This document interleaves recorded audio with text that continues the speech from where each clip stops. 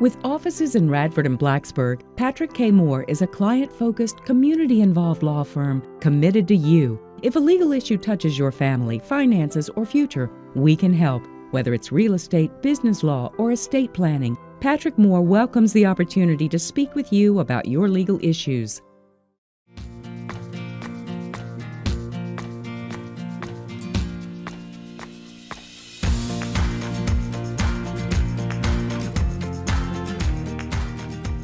Welcome, I'm Rose Martin, and we are here in Farmville at the Moton Museum.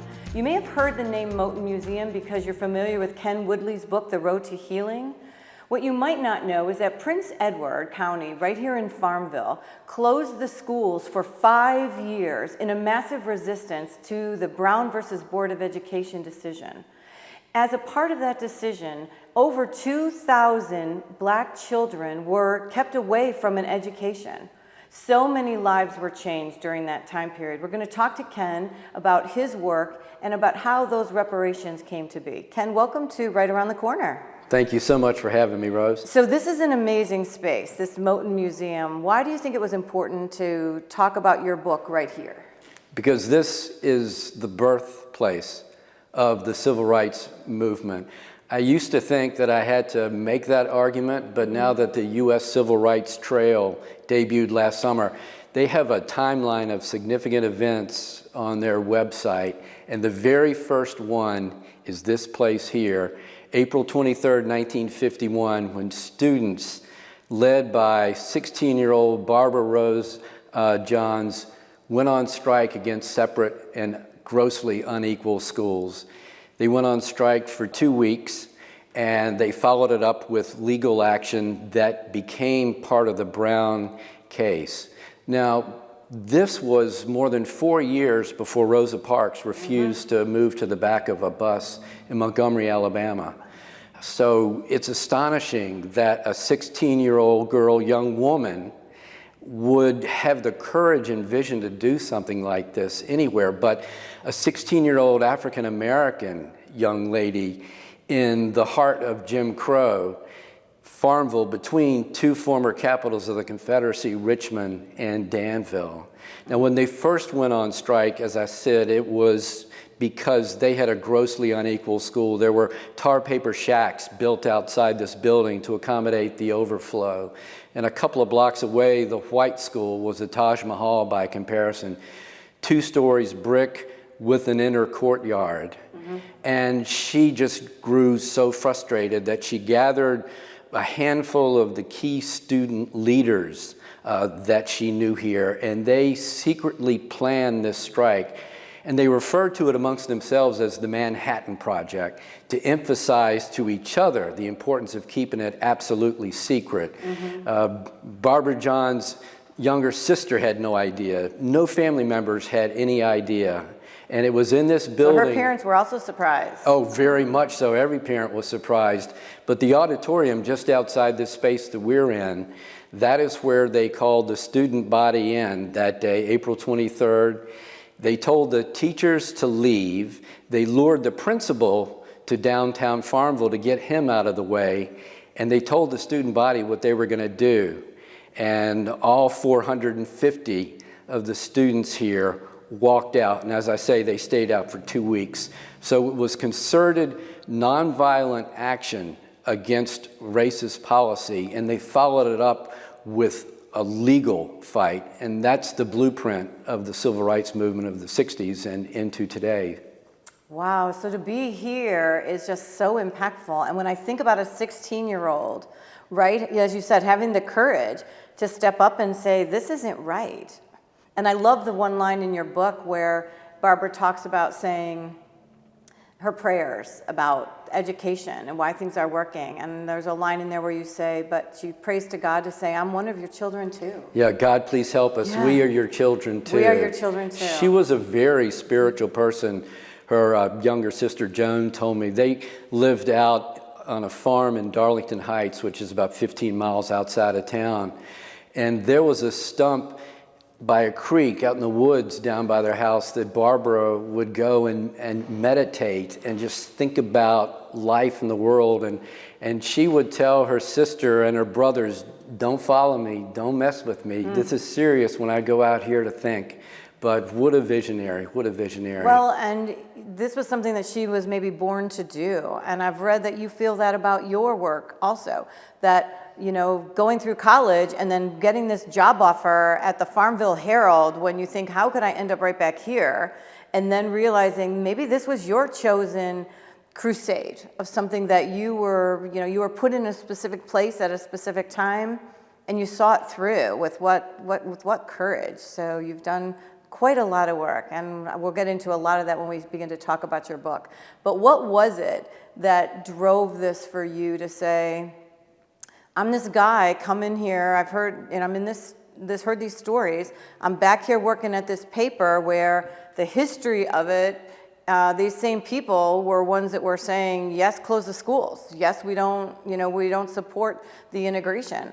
What was that like for you to come back and say, there's something special here I need to take care of?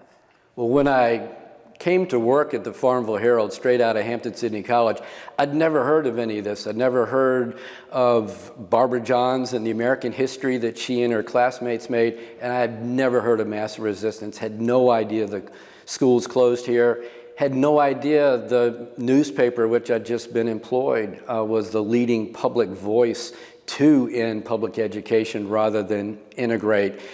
And you know, I was born here only because my mom and dad got married real early, and I was born just after my dad completed his sophomore year at Hampton-Sydney. And so they rented an apartment here for 2 years, but they were from Richmond. So after he graduated in 1959, they moved back to Richmond, and I grew up. But when I applied for colleges, Hampton-Sydney was the only one that would have me, so I had to come back. And then after 4 years, I had all these grandiose English major visions of, you know, getting a job at a big daily newspaper and writing the great American novel. But the Farmville Herald was the only job offer I had, so I had to stay. And then in the first year, I found out what had happened here, and it felt like I'd been parachuted behind enemy lines by life. Let's talk about that moment, because that had to be something. You know, when you say parachuted behind enemy lines for life, do you remember that moment when you discovered what had happened right here in a place you had grown up and loved but never really knew? Do you remember that feeling? It's as if it happened yesterday. I was upstairs in the newsroom at the Farmville Herald, and Hampton-Sydney professor's wife came upstairs.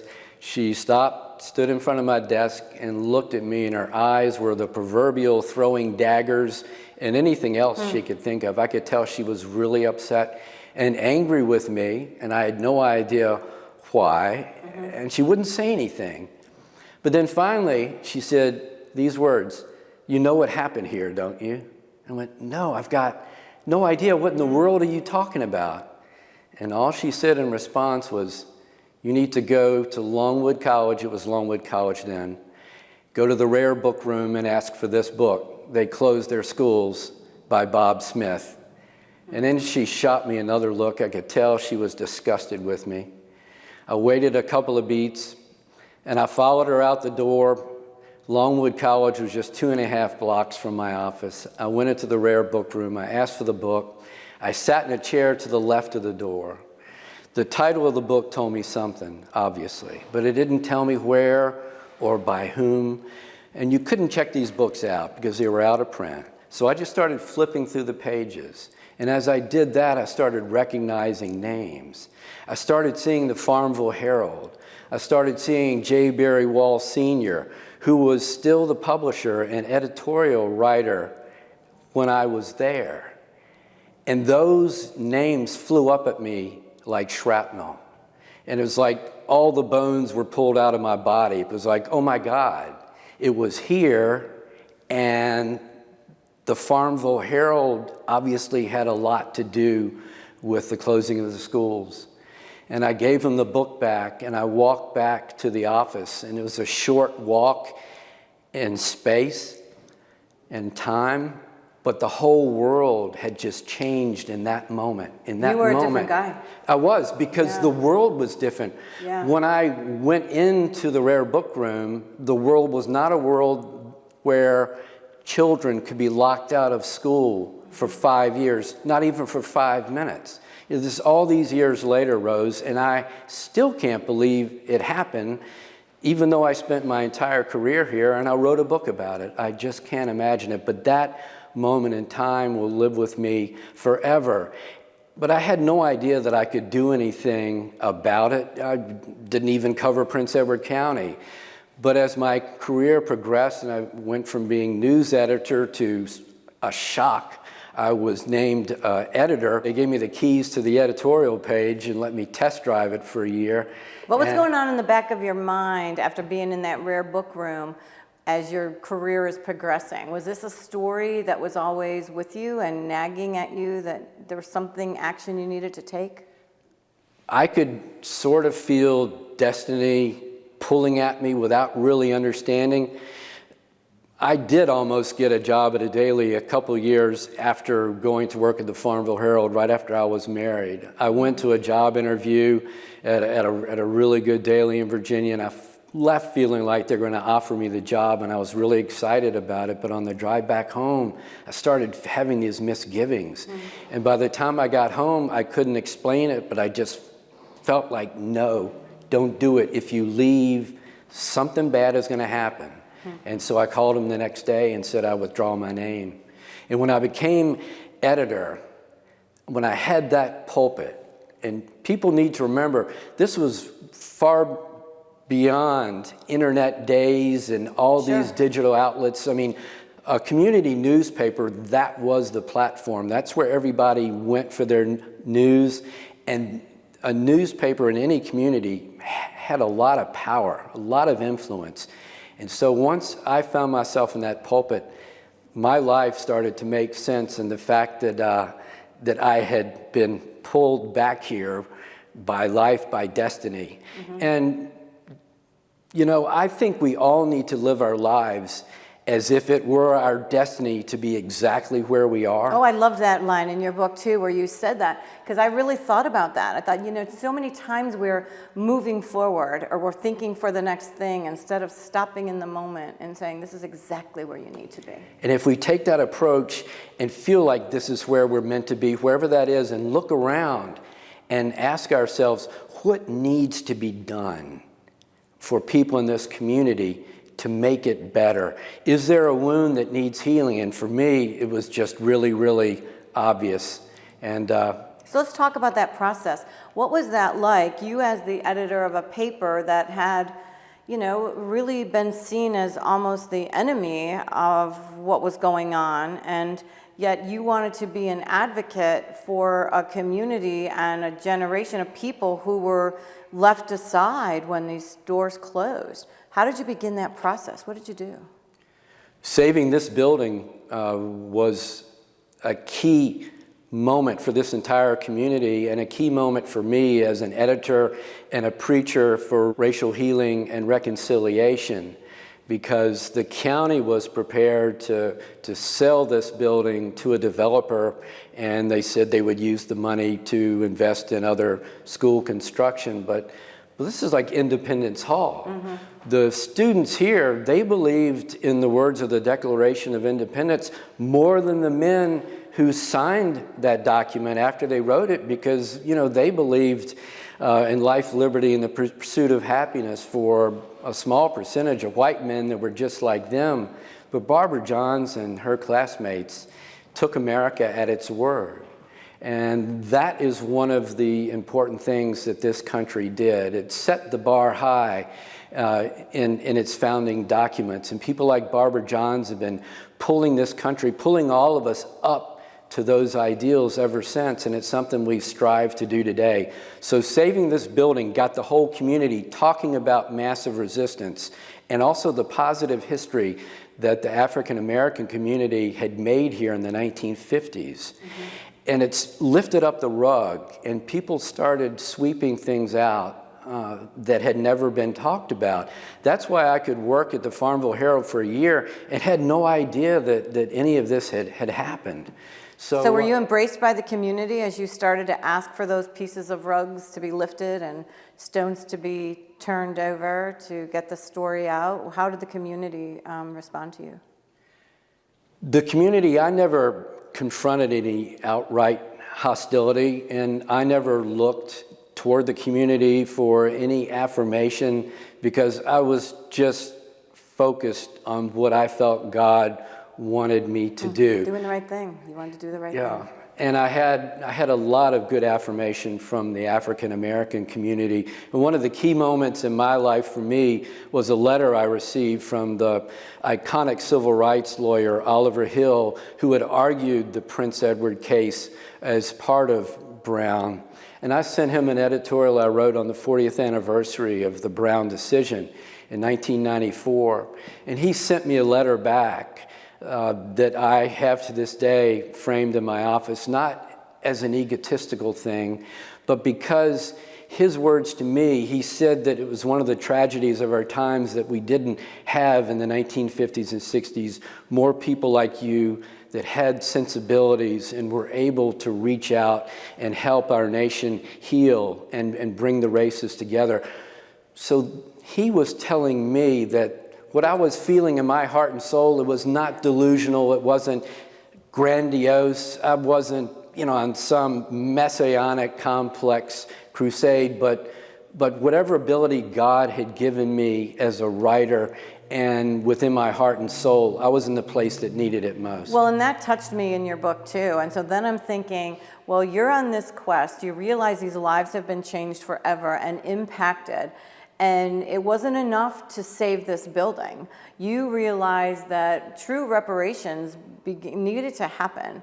And so you undertook quite a quest in trying to work something through the General Assembly, didn't you?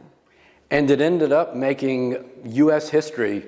The late Julian Bond told me 3 weeks before the final funding vote in the General Assembly in 2004 that if you're successful, he told me, this will be the first civil rights era in reparation in U.S. history. And as far as I know, it's still the only one. And this was February morning in 2003. I was driving to work into Prince Edward County, and I was thinking about the General Assembly, which was considering an apology for the closing of schools here and the state's role in it.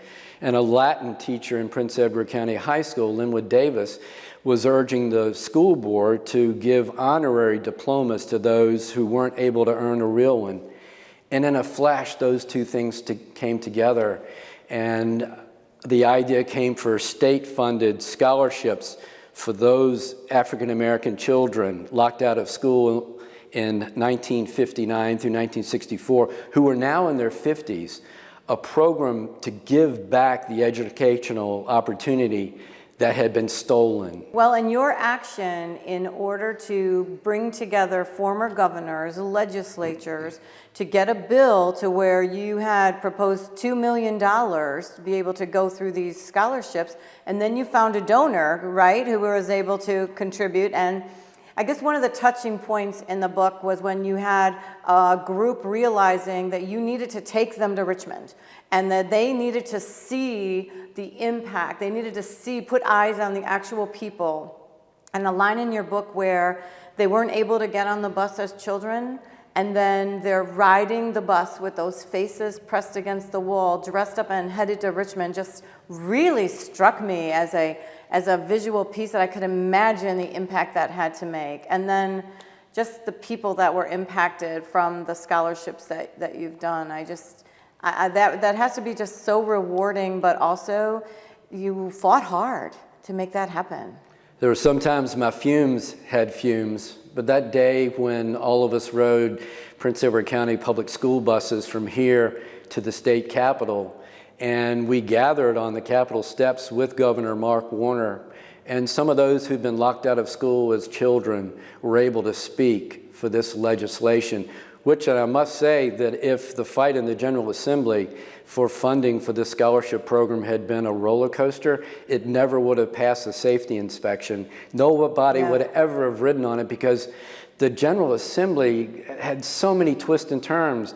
At one time, they wanted to create the program, but without any money. But a scholarship is inherently the money, and a scholarship without the money is a lie.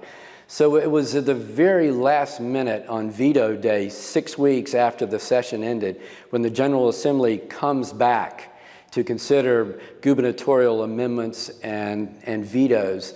It was only on that day, after a debate, that we were able to get that $2 million funding through, with $1 million of it at the end. $1 million of it was Commonwealth of Virginia dollars, and another $1 million was from the billionaire philanthropist, the late John Kluge of Charlottesville, who had been watching from afar and contacted then United States Senator John Warner and said, I've got $1 million that I will give to this.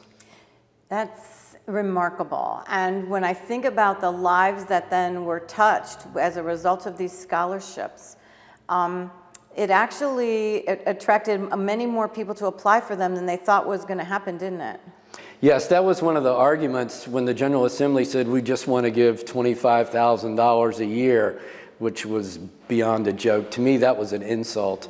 They didn't think anybody would use it. They said, oh, that was a long time ago, and they're so old, they're not going to want to use it. Well, approximately 250 of those children, now adults, have been served by that program. But again, as I'm continuing to read your book, you didn't stop there. And you knew that more needed to be done in the town, further on downtown. What was that about? Prince Edward County had never apologized for closing the schools. And part of reparation, repairing the harm, is acknowledging the wound and saying, I'm sorry. So the idea for Light of Reconciliation came to me, another gift from God. I mean, you don't boast about it, you don't take credit for it, because where do ideas come from? They're a gift, they're a spiritual gift. And credit to Prince Edward County's Board of Supervisors for embracing the idea. But there's a light of reconciliation shining 24/7 atop the very same courthouse where the Board of Supervisors in 1959 voted to wipe public education off the face of the earth here in this county. And as a part of that light of reconciliation, there's a permanent public apology for massive resistance on the courthouse lawn. And on the night that was dedicated in 2008, Main Street was blocked off, and over 300 people, black and white, gathered as the sun set. And in that gloaming, Barbara John's sister gave the word for the light to be illuminated for the very first time. And that was such a moving moment, a healing moment. And the story in Prince Edward County, it starts in such darkness. The arc is one of such hope because we are still so divided as a nation over race. So the whole arc of Prince Edward's story, where the community is now and where it's headed, is a signpost, a trailblaze for this nation. There's so much that the United States of America can learn from Prince Edward County's story. We can get better. I think we all can. And your story, The Road to Healing, I'd love for you to read some for us. Would you be willing to read a passage? I would enjoy that very much.